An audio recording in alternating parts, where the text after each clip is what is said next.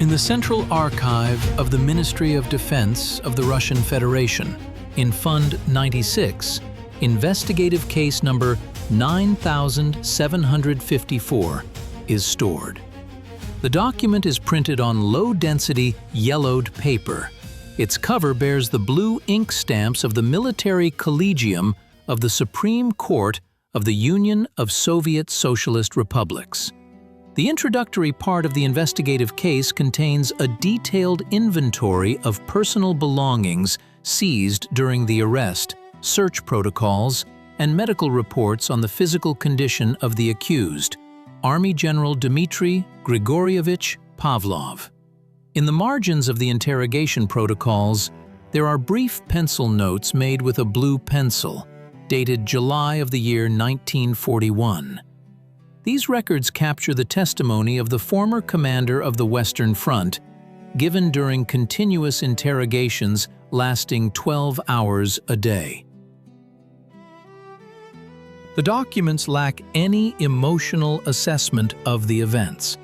The investigation operates solely with the dry formulations of articles from the Criminal Code of the RSFSR concerning negligence, failure to obey orders, and surrender of strategic positions without permission from higher command. This archival array is a detailed reflection of the operational catastrophe that occurred in Belarus in the first days of hostilities. Before proceeding to a detailed analysis of archival documents, operational maps, and logistical reports of the General Staff, we ask you to subscribe to our channel. Your support is critically important for the development of the project, conducting in-depth archival research and regularly releasing new documentary Chronicle materials. The Western Special Military District, as of June 20, 1941, was one of the largest and most technically equipped operational strategic formations of the Red Army. The district comprised 3 combined arms armies deployed along the state border. The 3rd Army, under the command of Lieutenant General Kuznetsov, occupied positions in the Grodno area. The 10th Army of Major General Golubev held the Bialystok salient, which deeply protruded into territory controlled by German troops. The 4th Army, under the command of Major General Korobkov, covered the Brest direction. In the rear of the district, in the Minsk and Slutsk areas, the deployment of the 13th Army under Lieutenant General Filatov was underway. The total personnel strength of the district's ground forces was 672,000 men. The supply of this grouping was ensured through 3 main railway lines converging at the Minsk junction, from where cargo was distributed to front-line depots. The district's armament included 2,211 tanks. New types of armored vehicles, such as 46 kV-1 heavy tanks and 266 T-34 medium tanks, were distributed unevenly. The majority of them were part of the 6th Mechanized Corps of Major General Katskilevich, stationed in the Bialystok area. The rest of the tank fleet consisted of obsolete light BT-7 and T-26 vehicles, many of which had exhausted their engine life and required current or major repairs. The district's artillery armament included 11,300 guns and mortars. However, the availability of tractors for heavy artillery did not exceed 45% of the authorized requirement. The district's Air Force numbered 1,789 aircraft, including new Yak-1 and MiG-3 fighters, dispersed across 26 border airfields.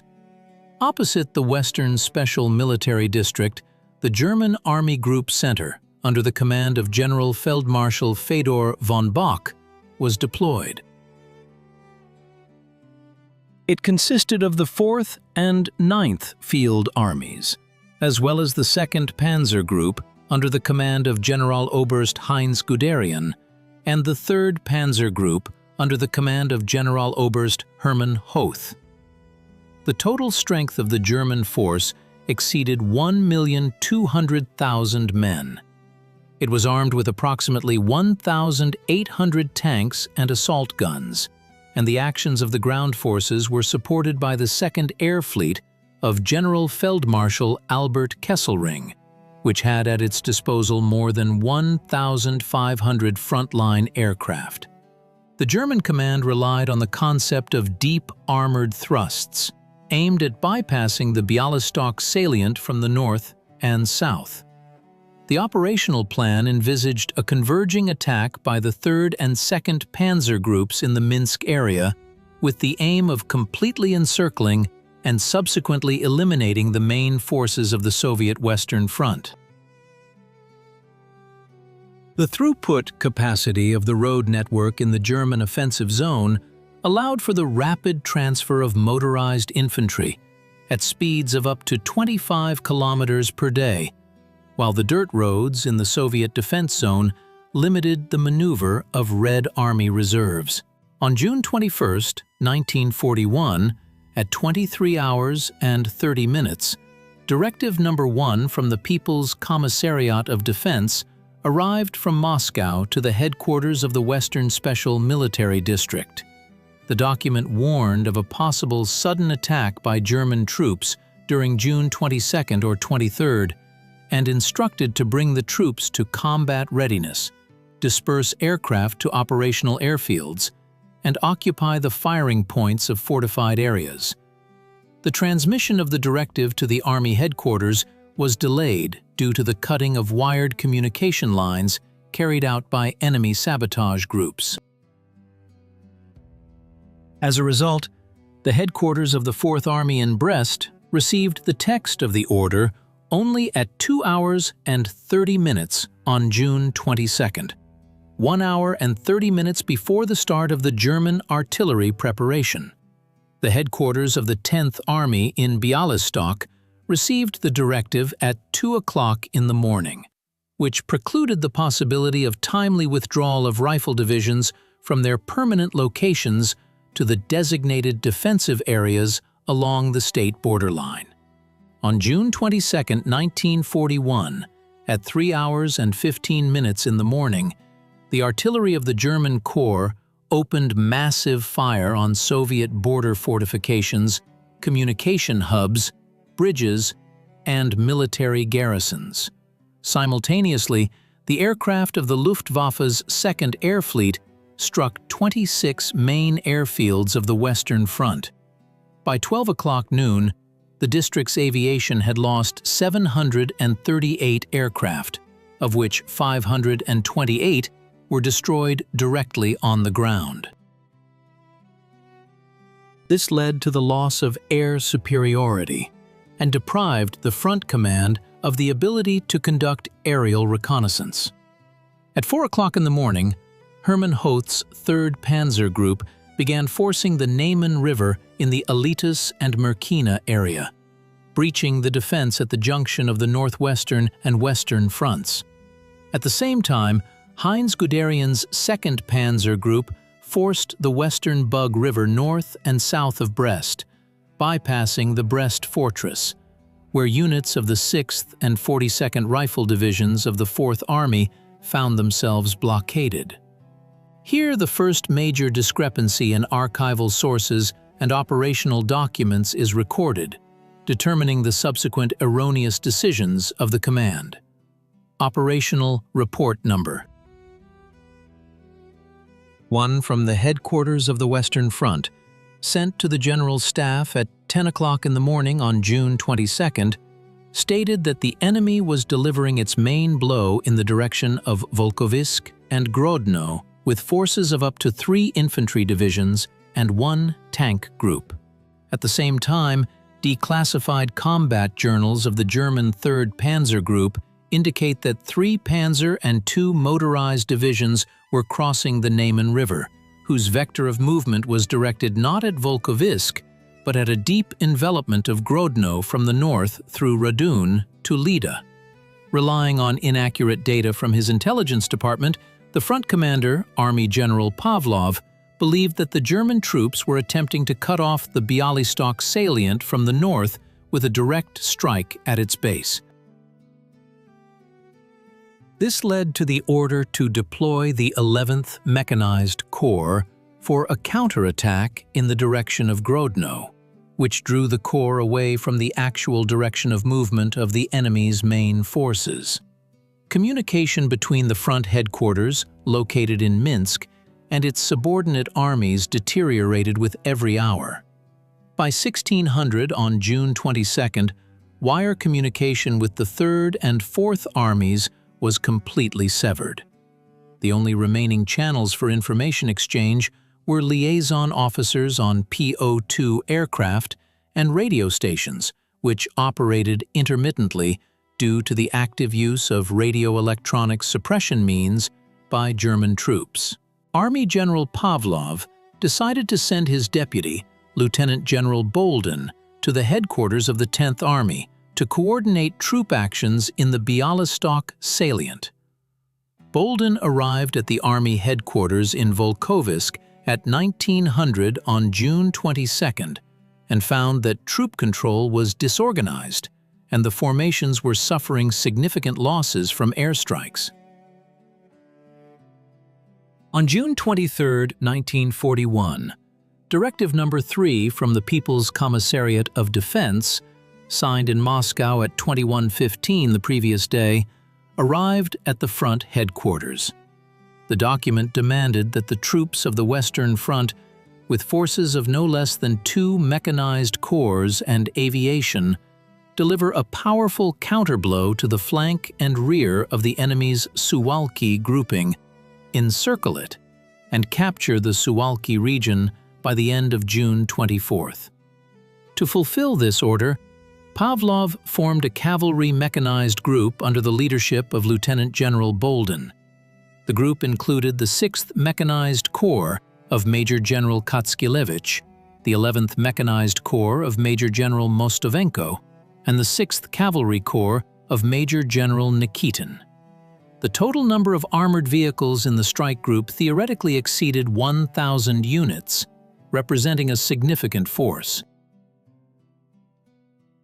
However, during the implementation of this decision, a second critical planning error, recorded in the reports of the Western Front's Rear Services Department, became apparent.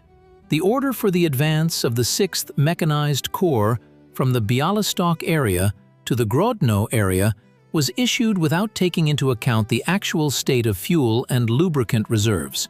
Supply Depot No. 30, located in the Volkovysk area, was blocked by the German 47th Motorized Corps by the morning of June 23rd.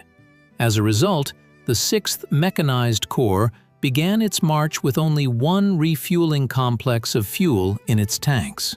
The length of the advance route was about 60 kilometers along dirt roads subjected to continuous enemy airstrikes. Due to the lack of fuel truck tankers and the destruction of refueling bases along the route, the Corps expended 3/4 of its gasoline and diesel fuel reserves even before coming into direct contact with the enemy. On June 24, 1941, Bolden's cavalry mechanized group went on the offensive in the direction of Grodno. The 6th Mechanized Corps attacked the flanks of the 20th Army Corps of the German 9th Army. Soviet KV-1 and T-34 tanks broke through the forward positions of the German 162nd Infantry Division and advanced up to 12 kilometers deep. However, it was not possible to build on this success. The enemy promptly deployed anti-tank artillery against the Soviet tanks and utilized formations of the 8th Aviation Corps under the command of General Wolfram von Richthofen. Junker's 87 dive bombers struck rear supply columns, destroying wheeled transport carrying ammunition. By the end of the day, the 11th Mechanized Corps, advancing north of Grodno, had exhausted its offensive potential and transitioned to defense, having lost more than half of its materiel. In the sector of the 4th Army, on the southern flank of the front, the situation developed according to a destructive scenario. After retreating from Brest, Major General Puganov's 14th Mechanized Corps and Major General Popov's 28th Rifle Corps consolidated on the line of the Yaselda River in the Cauldron area. On June 23rd, they attempted to launch a counterstrike against Guderian's 31st and 47th Motorized Corps. During this battle, the commander of the 14th Mechanized Corps, Major General Puganov, was killed in action, and the Corps, having lost over 60 light T-26 tanks, began a retreat in the direction of Baranovichi. The breakthrough of the German tank divisions towards Cauldron and further to Bereza-Kartuzskaya created a direct threat of cutting off the rear communications of the entire Soviet Bialystok grouping from the south. By June 25, 1941, it became evident that the counterstrike by Boldin's group near Grodno had failed to achieve its objectives due to a lack of coordination and supplies. By this time, the German 3rd Panzer Group, Hoth, had already bypassed Grodno from the north, occupied Molodechno, and was advancing towards Minsk. Guderian's 2nd Panzer Group occupied Baranovichi, cutting the railway and highway connecting Bialystok with Minsk. Thus, the retreat routes for the Soviet 3rd and 10th Armies, located in the Bialystok salient, were practically blocked. The distance between the forward units of the two German panzer groups had narrowed to 120 kilometers. On this day, Army General Pavlov received permission from the Stavka of the High Command for a general withdrawal of the front's forces to rear defensive lines along the Lida, Baranovichi, Pinsk line. But this order came too late. The troops in the Bialystok salient were forced to carry out their retreat under continuous enemy air attacks along the only remaining dirt corridor through Volkovisk and Slonim. The capacity of this road did not exceed 2,000 vehicles per day, while tens of thousands of men and thousands of pieces of equipment were trying to retreat along it. Critical traffic jams arose at the crossings over the Shara River, which were methodically destroyed by German artillery and aviation. On June 26, 1941, forward units of the 12th Panzer Division from Hoth's 3rd Panzer Group reached the approaches to Minsk from the northwest, overcoming the resistance of the 64th Rifle Division, which was holding positions in the Minsk fortified area. From the south, forward detachments of Guderian's 17th Panzer Division were approaching Minsk. Pavlov had almost no regular formations left for the defense of the city. The 13th Army, which was supposed to occupy this line, was in the process of formation and lacked heavy weaponry. It consisted mainly of reserve regiments and construction battalions, unprepared to repel attacks from tank formations. Here, a third serious contradiction in archival sources concerning the defense of the Minsk fortified district is revealed. According to reports from the headquarters of the Western Front to the General Staff on the 26th of June, the long-term firing points of the Minsk fortified district were fully manned by garrisons and supplied with ammunition for 2 weeks of combat. However, the operational documents of the 44th Rifle Corps, which occupied this line, indicate that the majority of the pillboxes lacked the prescribed periscopic equipment, ventilation, and communication systems. Furthermore, the machine gun and artillery armaments from the fortified district's warehouses had been partially removed to border divisions in May of 1941, and the remaining weapons had not been properly preserved. This led to German tank units being able to bypass and blockade the firing points without encountering organized artillery resistance. On the 27th of June, 1941, the encirclement ring around the 3rd, 10th, and parts of the 4th and 13th Armies closed east of Minsk, in the area of the Naliboki forest. 11 rifle, 2 cavalry, 6 tank, and 4 motorized divisions were trapped. The total strength of the blockaded troops was about 300,000 men. The front command completely lost control of these forces. The front headquarters, led by Pavlov, evacuated from Minsk to Mogilev and then to Mozir. Communication with the encircled groupings ceased. Individual units attempted to break through to the east in small groups through the forests, abandoning heavy weapons and motor vehicles due to a lack of fuel. On the 28th of June, 1941, German troops fully occupied Minsk. The fall of the capital of the Belarusian SSR within the first 7 days of the war became a strategic catastrophe for the entire western direction. The defense of the central sector of the Soviet-German front was shattered to a depth of up to 350 kilometers from the state border. German tank groups gained direct access to the Berezina and Dnieper rivers, opening the shortest route to Smolensk and Moscow. On the 30th of June, 1941, by decision of the headquarters of the High Command, Army General Dmitry Grigorievich Pavlov was removed from leadership of the Western Front. In his place, the People's Commissar of Defense, Marshal of the Soviet Union, Semyon Konstantinovich Timoshenko, was appointed. Pavlov was summoned to Moscow. However, en route, at a railway station in the Vyazma area, he was detained by officers of the 3rd Directorate of the People's Commissariat of Defense.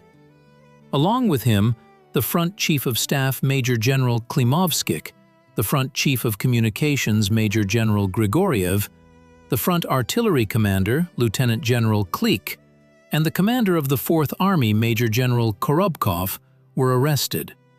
All arrested military figures were transported to Moscow and placed in the internal prison of the People's Commissariat of Internal Affairs.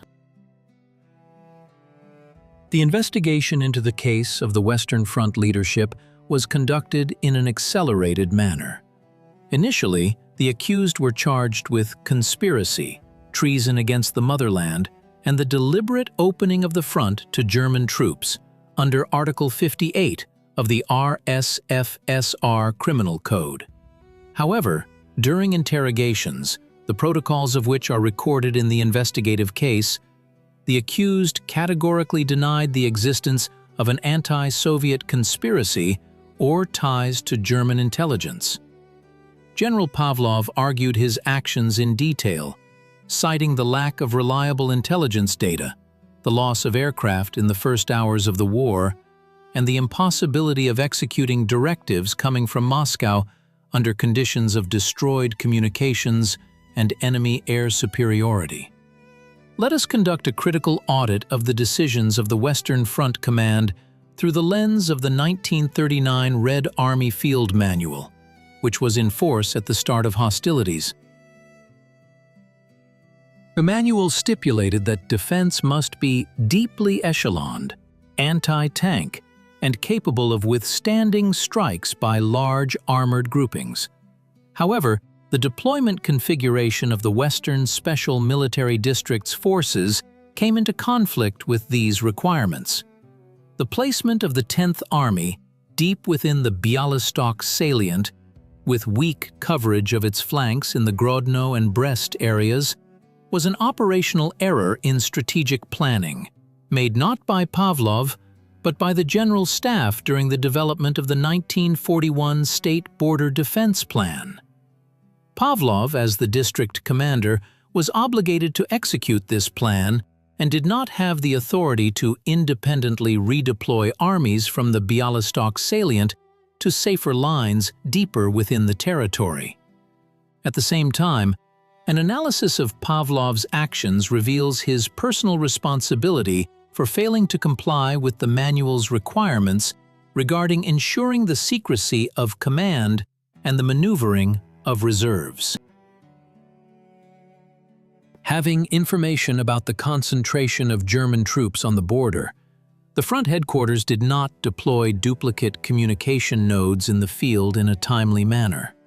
The use of stationary civilian communication lines, whose wires ran through large population centers, allowed German saboteurs to completely isolate the front headquarters from its armies within the first 4 hours of the war.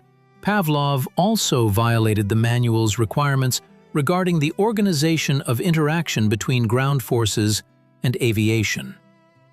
The assignment of a counterattack by Bolden's group without prior coordination with the front's Air Force Command led to the Tank Corps advancing without air cover and being practically paralyzed by the actions of the German Air Force. The investigative authorities, recognizing the flimsiness of the charges of treason, changed the legal qualification of the charges. The final indictment was formulated based on Articles 193-17b of the Criminal Code of the RSFSR, which provided for liability for negligence, failure to perform official duties, and manifestations of cowardice, which led to serious consequences for the conduct of combat operations. The text of the sentence stated that Pavlov and his staff displayed cowardice, spinelessness, allowed the collapse of troop control, surrendered weapons to the enemy without a fight, and willfully abandoned strategic defensive points, which led to the collapse of the front. On July 22, 1941, the Military Collegium of the Supreme Court of the USSR, chaired by Army military jurist Vasily Vasilyevich Ulrich, handed down a death sentence against Dmitry Grigoryevich Pavlov, Vladimir Efimovich Klimovsky, Andrei Terentievich Grigoriev, and Alexander Andreevich Korobkov. The sentence was carried out on the same day by execution by firing squad. All personal property of the convicted was confiscated, and they were stripped of their military ranks and state awards. Information about the execution of the sentence was communicated to the senior and mid-level command staff of the Red Army through a special order of the People's Commissar of Defense, number 00446, which aimed to mobilize discipline and intimidate the generals. Let us consider the dry statistical results and consequences of the logistical collapse of the Western Front in the Bialystok-Minsk battle. During the period from the 22nd of June to the 9th of July, 1941, the irrecoverable losses of Soviet troops in this direction amounted to 341,072 men. This number includes soldiers and commanders who fell in battle, went missing, or were captured during the liquidation of the Minsk and Bialystok pockets. The sanitary losses, which included the wounded and sick, amounted to 76,717 men. Thus, the total losses of the Western Front in the first 3 weeks of the war exceeded 417,000 men, which constituted more than 60% of the district's initial strength. Losses in materiel were total. The Western Front lost 4,790 guns and mortars, which undermined the artillery potential of the direction. 9,547 motor vehicles of various purposes were completely lost, which deprived the remaining units of mobility and the ability to deliver ammunition. Of the 2,211 tanks on the district's roster, fewer than 100 machines remained at the disposal of the command after the 9th of July, predominantly located at repair bases deep in the rear. Aviation losses amounted to 1,212 aircraft. Geographical changes to the front line recorded the advance of German troops to a depth of up to 400 kilometers. The territory of the Belarusian SSR was completely lost, including major administrative, industrial, and transport centers: Minsk, Grodno, Brest, Bialystok, Baronovichi, Bobruisk, Mogilev. The German army captured large state depots containing stocks of food, fuel, and clothing, which had been created within the district in case of a protracted war. In particular, more than 20,000 tons of grain and fodder, as well as about 5,000 tons of aviation gasoline, were left at the district depots in the Baronovichi area, which the Soviet logistical services failed to evacuate or destroy during the retreat. The logistical base of the Western Front was completely destroyed, which required the Stavka to urgently deploy formations of the second strategic echelon on the line of the western Dwina and Dnieper rivers. The operational pause necessary for organizing a new line of defense near Smolensk was bought at the price of losing the regular divisions of the Western Special Military District. The judicial process against General Pavlov and his associates, recorded in archival protocols, was the legal formalization of an operational catastrophe, the causes of which lay in the sphere of pre-war planning, a systemic communications crisis, and the qualitative superiority of the German war machine in the initial period of hostilities. The dry figures of logistics and general staff reports prove that the accusations of cowardice and treason had no real factual basis, but reflected the necessity of finding those responsible for the strategic miscalculations of the country's highest leadership.